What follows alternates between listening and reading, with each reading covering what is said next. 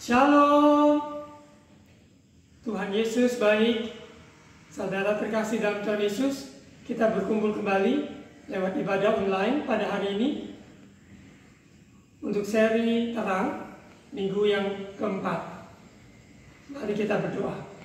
Bapa, di dalam nama Tuhan Yesus, kami bersyukur Engkau ada bersama kami. Dalam setiap musim kehidupan kami, Yesus tetap sama, dahulu, sekarang, dan sampai selamanya. Engkaulah terang dunia, Engkaulah terang bagi kami semua. Terima kasih Bapa. Berbicaralah lewat firman-Mu. Kami butuh firman-Mu menerangi kami. Dalam nama Tuhan Yesus, Roh Kudus, Engkau yang pimpin kami. Amin.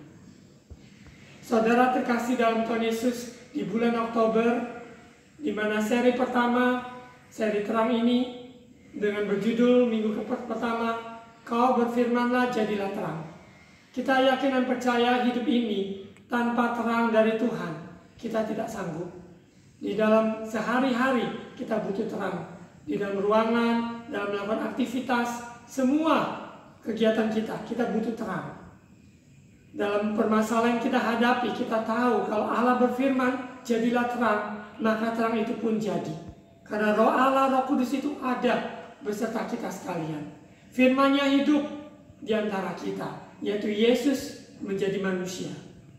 2000 tahun yang lalu Yesus datang, menjelma sebagai manusia, tinggal di antara kita. Firman-Nya kekal untuk selamanya. Firman-Nya adalah pelita bagi kaki kita dan terang bagi jalan kita. Kita butuh firman Tuhan menerangi jalan hidup kita. Di saat-saat keputusan yang harus kita ambil, masalah yang kita hadapi, sakit, penyakit, keuangan, kesehatan, keluarga, hubungan, kita sungguh butuh terang, yaitu terang firman-Nya. Di minggu yang pertama, kita akan percaya Tuhan berikan kita kuasa untuk mengucapkan perkataan firman kepada diri kita, kepada sesama kita, dan kepada lingkungan dan juga kota kita. Untuk minggu yang kedua, seri terang di bulan Oktober dengan judul Mata Hati Terang. Saya sebagai hamba Tuhan berdoa seperti Rasul Paulus mendoakan jemaat di Efesus agar mereka mempunyai pengertian yang benar dan wahyu untuk mengenal Allah dengan benar sehingga mata hati mereka terang. Saya sebagai hamba Tuhan rindu supaya umat Tuhan yang mengikuti suara penggembalaan setiap hari Minggu, Tuhan pakai dengan luar biasa, karena mata hati yang terang maka membuat hidup kita ini berarti. Kita menghadapi hari esok dengan kepastian, maupun apa yang pun pergumulan yang kita hadapi, kita tidak putus asa sebab mata hati kita terang. Kita alami perjumpaan dengan Yesus seperti Saulus yang menjadi Rasul Paulus, dipanggil menggenapi panggilan Tuhan. Di minggu yang ketiga di bulan Oktober seri terang dengan judul Bangkitlah Generasi Terang. Inilah waktunya untuk kita bangkit. Kita tidak tinggal diam, kita tidak pasif, tapi kita bangkit karena identitas kita adalah anak-anak terang. Yesus adalah terang dunia.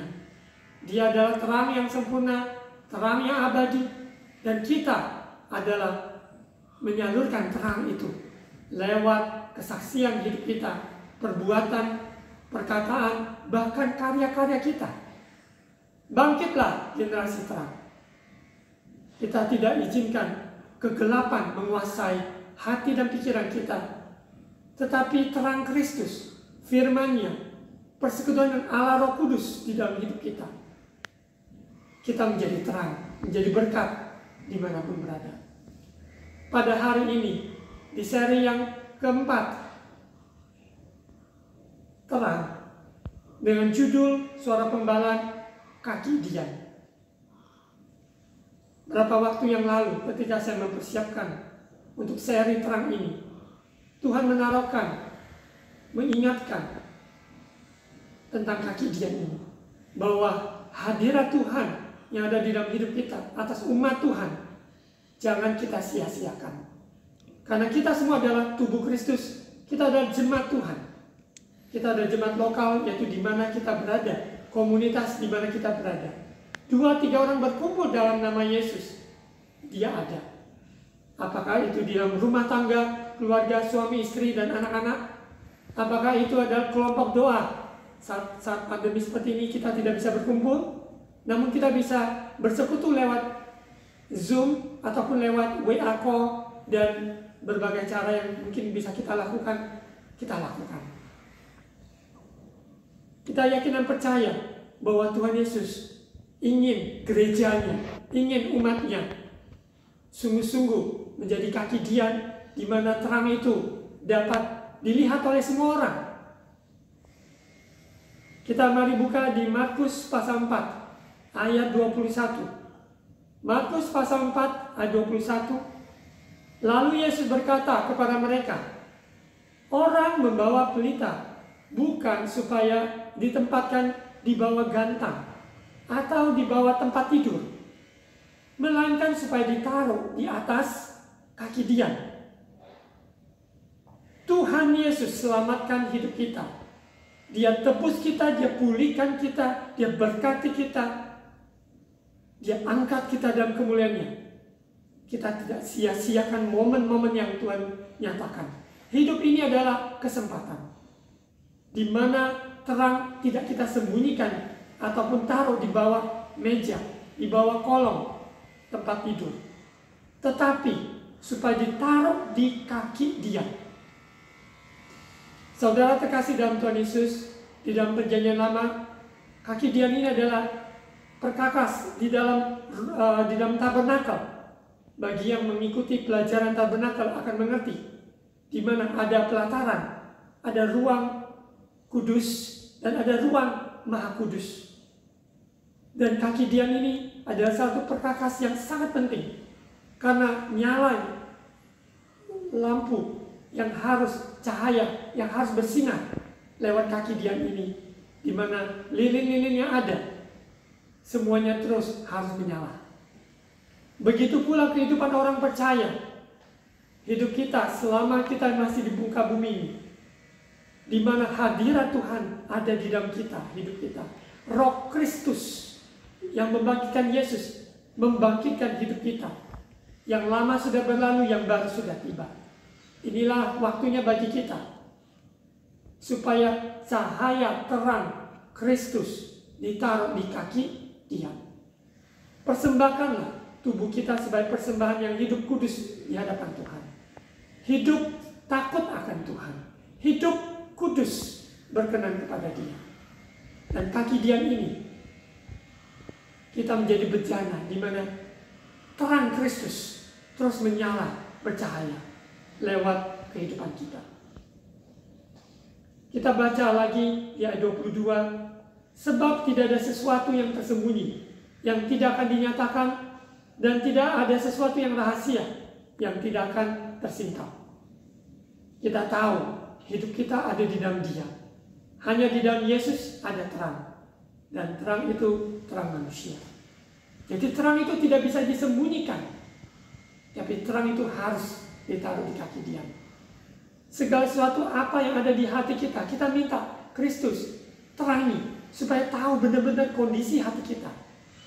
Ternyata hati kita mungkin masih ada dengki, ketidakpercayaan, kesombongan, ada kekhawatiran, ketakutan. Sehingga iman di dalam Kristus tidak bekerja. Tetapi yang bekerja adalah ketakutan, kekhawatiran kita. Membuat kita berjalan sendiri tanpa mengandalkan hikmat dari Tuhan, nasihat ilahi, dan pesona orang-orang kudus yang menguduskan kita. Kita tahu kita butuh persekutuan. Karena di dalam persekutuan dalam Kristus ada nasihat kasih yang mesra. Kita di dalam tubuh Kristus semuanya mempunyai kelemahan-kelemahan. Tetapi besi menajamkan besi, membuat semuanya belajar, saling mengasihi, saling mengampuni, saling melayani, saling mendorong, saling menasehati, saling menegur, saling menyapa. Dan kita semua adalah tubuh Kristus. Ada waktunya kita dalam masa berkabung, kita menangis. Ada masanya kita bergembira atas sesuatu yang sedang terjadi. Kita bersuka. Tapi apapun dalam musim kehidupan kita, tetap Tuhan, Dia ada beserta kita. Berapa hari yang lalu, kakak saya bernama Ishak Lau dipanggil ke rumah Bapa di surga, yang boleh dikatakan masih relatif muda, belum mencapai umur 50. Istri dan anak-anak, dan saya sebagai adik, dan juga seluruh keluarga besar dan teman-teman, semuanya tidak mengerti ada apa di balik ini. Namun ketika kita melihat kebesaran Tuhan, kita tahu Tuhan punya rancangan yang baik dalam hidup kakak saya maupun sisi keluarganya dan semua yang mengenal Dia. Karena Dia sudah mengakhiri pertandingan yang baik. Selama Dia di muka bumi, Dia sudah menerima Yesus Tuhan, Dia juru selamat. Dia telah menabur dalam hidup berbagai orang dan juga dalam keluarganya. Dia berusaha dan Dia menjadi seorang ayah, seorang suami yang baik, bertanggung jawab. Bahkan Dia banyak menjadi berkat bagi banyak orang. Dan kita bersyukur apapun yang sedang kita hadapi, masa-masa duka, senang, tetap Tuhan Yesus baik. Tetap Tuhan Yesus, Dia yang memerintah. Dia ada beserta kita sekalian. Jangan kecil hati, jangan tawar hati, jangan gelisah. Mari, pujilah Tuhan hai jiwaku. Mari kita katakan, pujilah Tuhan hai jiwaku, ingatlah segala kebaikannya. Nyanyian jiwa terus memuji kebesarannya, sebab Dia yang tahu yang terbaik. Rancangan Dia sempurna dan baik adanya. Kita lihat di Lukas pasal 11 ayat 33. Pelita tubuh. Tidak seorang pun yang menyalakan pelita lalu meletakkannya di kolong rumah atau di bawah gantang, melainkan di atas kaki Dia, supaya semua orang yang masuk dapat melihat cahayanya. Ayat 34. Matamu adalah pelita tubuh. Jika matamu baik, teranglah seluruh tubuhmu. Tetapi jika matamu jahat, gelaplah tubuhmu. Ayat 35. Karena itu, perhatikanlah supaya terang yang ada padamu jangan menjadi kegelapan. Ayat 36. Jika seluruh tubuhmu terang dan tidak ada bagian yang gelap, maka seluruhnya akan terang. Sama-sama katakan, maka seluruhnya akan terang. Sekali lagi, maka seluruhnya akan terang. Sama seperti apabila pelita menerangi engkau dengan cahayanya. Saudara terkasih dalam Tuhan Yesus, seperti tadi pembacaan, pelita tidak ditaruh di bawah kolong, meja ataupun tempat tidur, melainkan di atas kaki Dia, supaya semua orang yang masuk dapat melihat cahayanya. Kaki Dia itu ada 7 tiang, ya, mempunyai 1 batang dan 7 ya, bagiannya. Dan kaki Dia ini di mana menggambarkan pelita Kristus di dalam hidup orang percaya, supaya terus menyala. Kita adalah bejana tanah liat, bejana kerajaan surga. Kita tahu hidup kita bukan aku lagi, melainkan Kristus yang hidup di dalam kita. Kita percaya di mana disebut mata. Kalau secara tubuh, mata adalah pelita tubuh. Bagaimana dengan mata rohani kita? Jangan sampai kita menjadi disebut orang Kristen, katanya orang Kristen, tetapi ternyata hidupnya gelap. Tapi sebaiknya biarlah mata hati kita terang, Kristus menerangi kita, sehingga tidak ada kegelapan yang menguasai hidup kita. Karena kita harus perhatikan supaya terang yang ada padamu jangan menjadi kegelapan. Yesus telah mati buat kita. Firman sudah kita dengar berulang-ulang. Kita baca firman, kita berdoa, kita mendengar khotbah berkali-kali, menerima nasihat ajaran firman. Mari kita siap berubah. Kita siap dinasihati, kita siap untuk bertumbuh, kita siap untuk berubah, dan kita siap untuk maju bersama Yesus. Jika seluruh tubuhmu terang, tidak ada bagian yang gelap. Tidak ada kegelapan yang bisa menguasai. Karena terang ada, kegelapan harus pergi. Yang ada adalah seluruhnya menjadi terang, dan semua orang dapat melihat perbuatan baik kita dan memuliakan nama Tuhan Yesus. Saudara terkasih dalam Tuhan Yesus, kita lihat satu ayat lagi di Matius 5 ayat 15 di kaki Dian, di mana disebut, lagi pula orang tidak menyalakan pelita lalu meletakkannya di bawah gantang, melainkan di atas kaki Dian sehingga menerangi semua orang di dalam rumah itu. Kita menyalakan lilin, kita taruh di bawah meja, ya. Padahal yang kita butuh terang untuk satu ruangan, bukan di bawah meja. Terang itu harus bercahaya menerangi ruangan tersebut, sebesar ruang yang ada. Bagaimana hidup kita? Beranikah kita membuka hati kita lebar-lebar untuk izinkan terang Kristus, firman-Nya, Roh Kudus yang mengurapi, sehingga menerangi setiap bagian kehidupan kita. Saya ambil dari kutipan ya, dari internet. Saudara terkasih dalam Tuhan Yesus bisa cek kaki Dian, ya, di mana kaki Dian tertulis dalam tabernakel. Bisa mempelajari lebih lagi dari kitab Keluaran, ya, bisa dibaca Keluaran pasal 25 ayat 31 sampai 37, Keluaran 37 ayat 17 sampai 24, 1 Raja-Raja 7 ayat 40. Dan kita lihat bahwa di dalam Ka'bah Salomo terdapat 10 kaki Dian yang mengganti yang satu dalam tabernakel.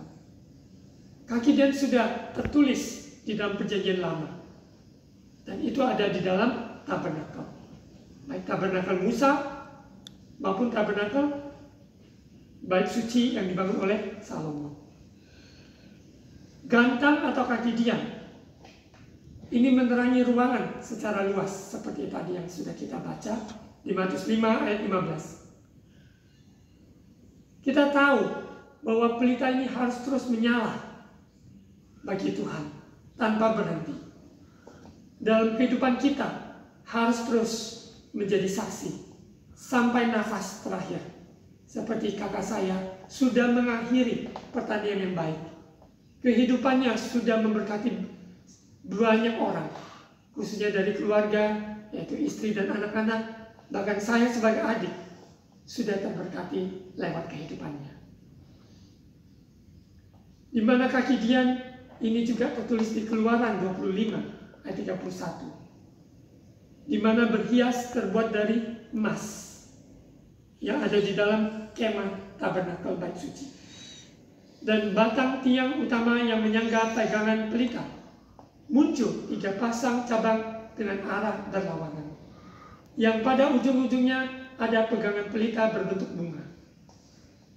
Bapak Ibu bisa melihat lebih lagi kaki Dian yang dimaksudkan. Ini semua menggambarkan kehidupan kita.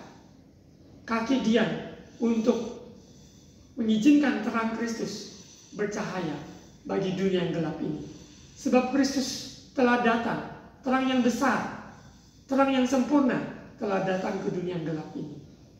Di bulan Desember biasanya kita merayakan Natal. Kita nyalakan lilin sebagai simbolis, di mana terang itu menerangi dimanapun kita berada.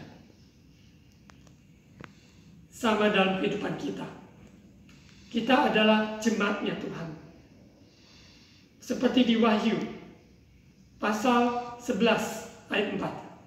Mari kita lihat Wahyu pasal 11 ayat 4. Mereka adalah kedua pohon zaitun dan kedua kaki Dian yang berdiri di hadapan Tuhan semesta alam.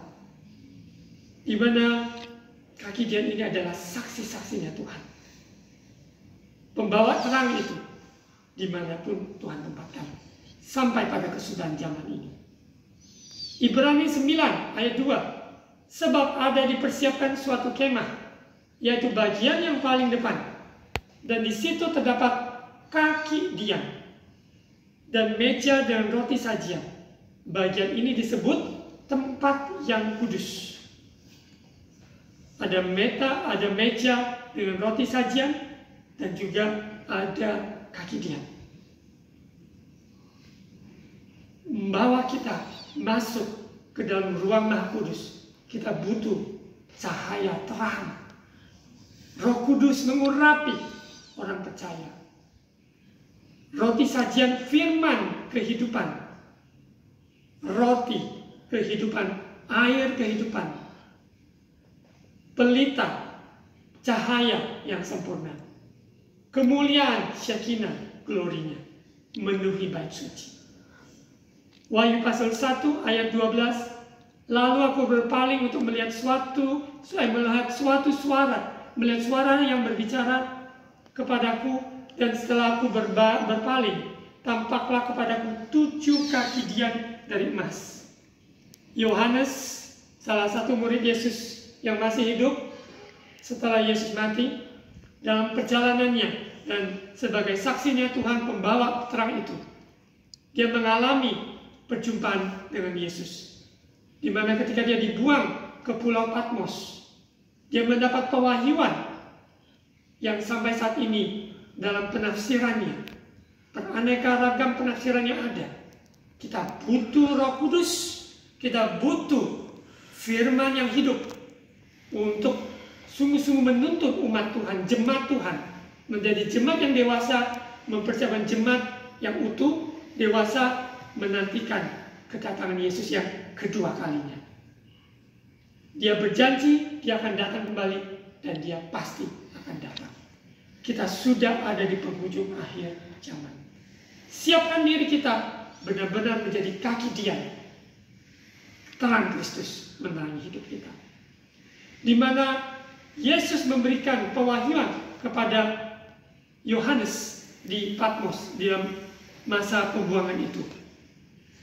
Kepada jemaat Efesus, kita tidak membaca pasal-pasal yang ada, tapi saya inti dari masing-masing jemaat.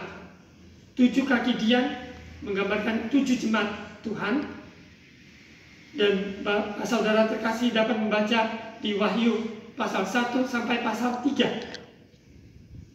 atas 7 jemaat, apa yang Tuhan katakan kepada 7 jemaat ini. Yang pertama, kaki Dian ini ditujukan kepada jemaat di Efesus, di mana jemaat Efesus yang sudah kehilangan kasih mula-mula. Mereka masih melakukan semua kegiatan rohani. Dari luar sepertinya memukau, tapi sesungguhnya sudah hilang kasih mula-mula. Saudara terkasih dalam Tuhan Yesus, inilah waktunya biarlah kaki Dian ini kembali kasih mula-mula dalam hidup kita. Tuhan, aku rindu padamu.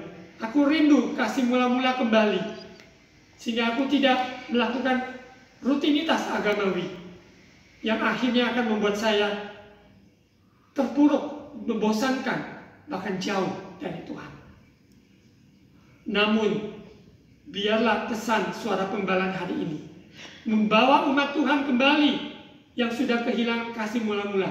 Kembali ketika seorang suami istri yang sudah menikah sekian lama mengenteng satu yang lain, ataupun mencela satu yang lain, kembali kepada kasih mula-mula.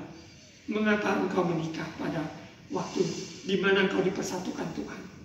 Apa kisahnya sehingga engkau memilih berdua menjadi satu? Kembali ingat kasih mula-mula, baik di dalam pernikahan, baik juga di dalam panggilan, baik juga dalam pengiringan kita dengan Yesus. Saya ingat ketika saya terima Yesus sebagai Tuhan yang Juru Selamat dari orang yang bukan keluarga Kristen, tetapi oleh kasih karunia Tuhan, kasih mula-mula yang saya alami hampir 30 tahun yang lalu, sampai sekarang saya bersyukur terus menyala dan menyala. Kaki Dian ini akan terus menyala sampai dia datang, sampai dia memanggil. Ada yang memanggil lebih awal, yang sudah kembali ke rumah Bapa. Ada kita yang masih ada saat ini. Mari kembali kepada kasih mula-mula. Kaki Dian yang kedua, yaitu menggambarkan jemaat di Smyrna. Jemaat di Smyrna adalah menggambarkan jemaat yang teraniaya, mengalami penderitaan yang sangat. Namun dalam penderitaan, karena mengiring Yesus, Tuhan setia. Tuhan yang meluputkan jemaat Tuhan. Mari saudara terkasih dalam Tuhan Yesus, apa yang kau saat ini hadapi, kesulitan, kesukaran apapun, karena engkau mau menjadi saksi Tuhan yang setia, karena engkau mau melakukan firman Tuhan, engkau menderita. Ketika engkau mau mengampuni, daging menderita. Ketika engkau mau melayani, engkau merasa daging menderita. Ketika engkau mungkin dihina, dicela, engkau menderita. Tapi Tuhan berkata, berbahagia. Jemaat di Smyrna, kaki Dian yang ada, menggambarkan jemaat yang teraniaya, namun tetap ada kesetiaan Tuhan dalam hidup mereka. Bagi yang mengalami kesusahan ini, jangan putus asa. Jangan tawar hati di tengah-tengah penderitaan. Karena Tuhan Yesus setia. Yang ketiga, kaki Dian di Wahyu pasal 1 sampai pasal 3. Jemaat Pergamus adalah jemaat yang berkompromi dengan dosa. Mari umat Tuhan, saudara terkasih dalam Yesus. Dalam kehidupan kita, Roh Kudus sudah menginsafkan, menyatakan, ini tidak benar jalanmu, ini sudah keliru, ini jalanmu ini A, B, C, D. Pergaulanmu yang buruk, pikiranmu yang kotor, atau ucapan maupun kehidupan yang sia-sia, mereka-reka, iri hati, pecah belah, sombong, kurang percaya, tidak takut akan Tuhan. Semua kompromi-kompromi ini kita mau berhenti, mau benar-benar bertobat. Amin. Kata-kata bertobat ini bukan dari perkataan saja, tapi dari kehidupan kita. Bertobat dalam bahasa aslinya metanoia, yaitu perbaharuan pemikiran. Pikiran kita sudah dibaharui. Apa yang benar, apa yang mulia, apa yang baik, semua yang sedap didengar, pikirkanlah itu semua. Karena banyak dari pikiran itulah perkara-perkara yang baik atau perkara-perkara yang jahat. Untuk jemaat di Tiatira, saudara terkasih bisa membaca detail di Wahyu pasal 1 sampai pasal 3. Untuk jemaat di Tiatira adalah jemaat yang hidup dalam kesesatan, di mana di tengah-tengah dunia ini juga begitu banyak ajaran-ajaran angin pengajaran yang tidak sesuai dengan kebenaran firman Tuhan. Namun ada ajaran-ajaran palsu. Namun jemaat di Tiatira, mereka senang dan mereka hidup di dalam kesesatan. Saudara terkasih dalam Tuhan Yesus, inilah waktunya bagi umat Tuhan, jemaat Tuhan, benar-benar menjadi kaki Dian yang sungguh-sungguh dibersihkan, sungguh-sungguh hidup dalam kebenaran saja, tidak mau disesatkan oleh ajaran-ajaran palsu.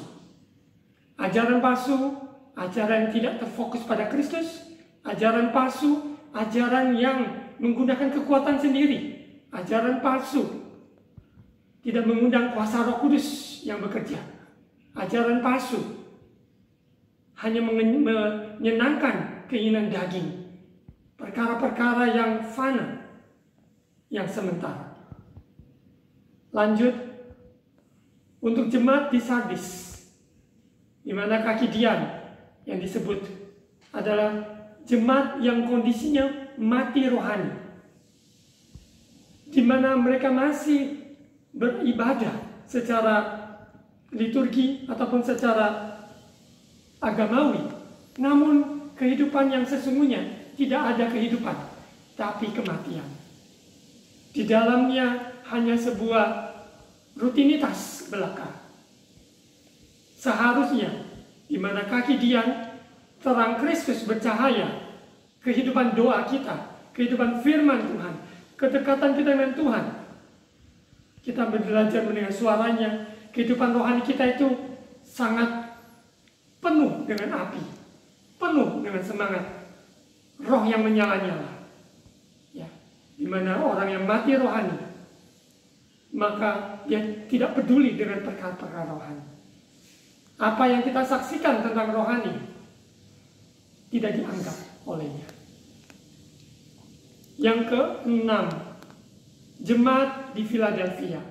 Kaki Dian yang ada di jemaat Philadelphia adalah jemaat yang setia, dan ini adalah contoh teladan bagi kita semua di zaman ini. Di mana jemaat yang setia di dalam panggilannya, setia dalam keluarganya, setia maupun membawa jiwa-jiwa, setia dari perkara kecil yang Tuhan percayakan. Setia sampai mati. Yesus telah memberi contoh selama di muka bumi. Dia setia menggenapi panggilan Bapa dalam hidupnya selama di muka bumi ini untuk mati di kayu salib dan menanggung segala dosa umat manusia. Setia-setialah, setia sampai mati. Yang terakhir, di mana kaki Dian, jemaat Laodikia. Jemaat Laodikia adalah jemaat yang suam-suam kuku. Tidak panas, tidak dingin, alias suam-suam kuku. Namun roh Tuhan ingin kita semua sebagai kaki Dian yang bernyala-nyala untuk Tuhan, dan kita percaya bahwa Dia telah mati buat kita. Hidup kita berarti, dan kita tidak akan sama lagi. Tidak biasa-biasa, tidak suam-suam, tapi menyala-nyala. Mari saudara terkasih dalam Tuhan Yesus, lewat 7 jemaat dalam kitab Wahyu ini, menyatakan pada diri kita sebagai kaki Diannya Tuhan di akhir zaman ini. Kita ada di golongan yang mana? Di antara 7 jemaat yang ada, baik gereja lokal, jemaat lokal, maupun diri kita sendiri, bahkan keluarga kita. Apakah kita rindu membawa diri kita ataupun keluarga kita, bahkan jemaat komunitas di mana kita berada, menjadi jemaat yang setia, jemaat yang menyala-nyala, yang tidak mati rohani, dan juga jemaat yang hidup dalam kebenaran, tidak kompromi dan dosa, dan penuh dengan kasih mula-mula, dan melewati penganiayaan, penderitaan, namun kita tidak undur. Sebab kita percaya orang benar hidup oleh iman. Barang siapa kita undur, tidak berkenan di hadapannya. Saudara terkasih dalam Tuhan Yesus, saya yakin dan percaya kasih setia Tuhan bagi kita semua sungguh nyata. Baiklah kita menjadi kaki Dian, jemaat Tuhan, menjadi saksinya Tuhan sampai Yesus datang kedua kalinya. Kita lihat di Efesus pasal 5. Ya, saudara terkasih bisa baca ayat 1 sampai ayat yang kedua, ayat 18. Ya, bisa membaca dari Efesus pasal 5 ayat 1 sampai ayat 21. Saya akan bacakan beberapa ayat. Ayat 8 dan 9, 10. Ayat 8. Memang dahulu kamu adalah kegelapan, tapi sekarang kamu adalah terang di dalam Tuhan. Sebab itu hiduplah sebagai anak-anak terang. Ayat 9. Karena terang hanya berbuahkan kebaikan, keadilan, dan kebenaran. Dan ujilah apa yang berkenan kepada Tuhan. Ayat 8 sampai 10. Dalam kehidupan orang percaya terang Kristus, kita sebagai kaki Dian, terangnya yang sempurna ditaruhkan dalam hidup kaki Dian ini, supaya menerangi ruangan di mana kita berada. Supaya terang ini berbuahkan kebaikan, berbuahkan keadilan, berbuahkan kebenaran. Dan kita uji apa yang berkenan pada Tuhan. Lewat kehidupan sehari-hari, keluarga, berbisnis, studi, maupun juga dalam pelayanan, semuanya akan diuji oleh Tuhan. tentang kemurniannya. Apakah sungguh-sungguh kita berkenan padanya? Ayat 14. Pasal 5 ayat 14. Itulah sebabnya dikatakan, bangunlah hai kamu yang tidur, dan bangkitlah dari antara orang mati, dan Kristus akan bercahaya atas kamu. Kita tahu waktu ini bukan waktu santai, tapi waktu ini bangun, wake up call, bangun, bangun. Bangunlah hai kamu yang tidur, bangkitlah dari antara orang mati. Dimaksudkan bahwa jangan mati rohani, jangan tertidur, tapi kita bangkit sebab Kristus yang bercahaya atas kita. Bisa membaca sampai ayat 21. Ya. Mari kita lanjut sebagai ayat penutup. Kita baca di Filipi pasal 2. Filipi pasal 2 ayat yang ke-15. Filipi pasal 2 ayat 15. Supaya kamu tiada beraib dan tiada bernoda sebagai anak-anak Allah yang tidak bercela di tengah-tengah angkatan yang bengkok hatinya dan yang sesat ini, sehingga kamu bercahaya di antara mereka seperti bintang-bintang di dunia. Saudara terkasih dalam Tuhan Yesus, terang itu ditaruh di kaki Dian, di mana seperti bintang-bintang di dunia bercahaya. Tidak ada bintang di bawah kolong langit, tidak ada bintang ditaruh di bawah kolong meja atau di bawah ranjang. Tidak ada. Bintang pasti bercahaya di atas. Demikian pula terang cahaya itu harus ditaruh di kaki Dian, di mana terang itu menerangi seluruh ruangan. Saya berdoa untuk saudara terkasih di waktu-waktu menjelang menutup tahun 2020 ini. Mari pergunakan waktu-waktu yang ada. Biarlah terang Kristus dalam hidup kita. Kita sebagai kaki Dian, terangnya bercahaya menerangi ruangan di mana kita berada. Sekolah di mana kita ada, keluarga di mana kita berada, komunitas di mana kita berada. Mari kita berdoa. Bapa, di dalam nama Tuhan Yesus, terima kasih. Firman Tuhan, suara gembala, kaki Dian. Biarlah kami menjadi kaki Dian yang berkenan di hadapan-Mu, jemaat yang setia, jemaat yang takut akan Engkau, yang tidak kompromi dan dosa.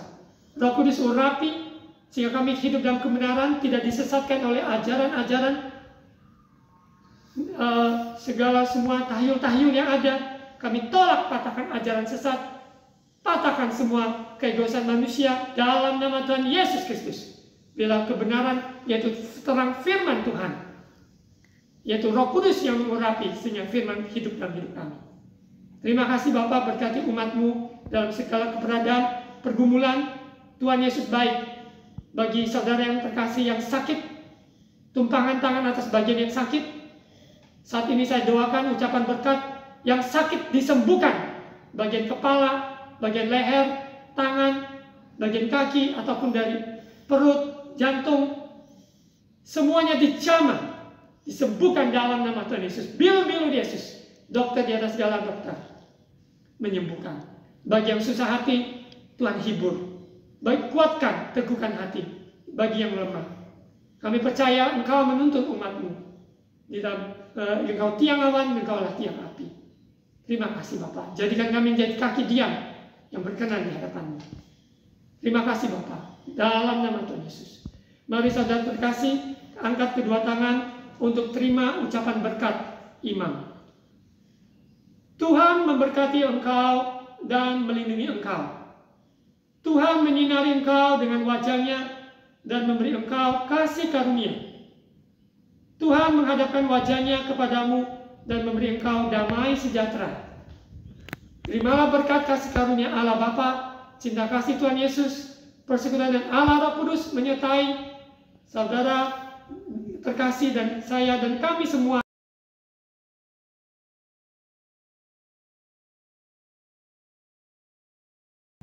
Di dalam nama Tuhan Yesus, semua yang percaya, terima, katakan amin.